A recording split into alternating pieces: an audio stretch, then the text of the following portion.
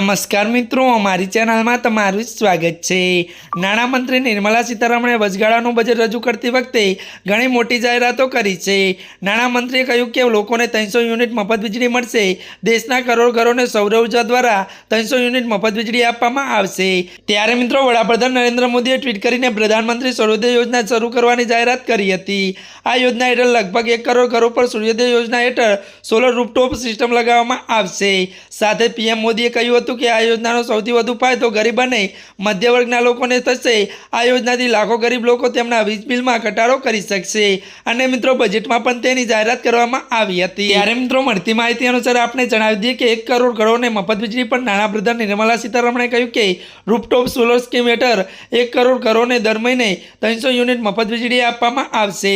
જી આ મિત્રો અત્યારની આ મોટી ખબર મળી રહી છે। ત્યારે મિત્રો આજના માટે આટલું જ। અમારી ચેનલમાં નવા હોય તો અમારી ચેનલને મિત્રો લાઈક શેર અને સબસ્ક્રાઇબ કરી દેજો। ધન્યવાદ।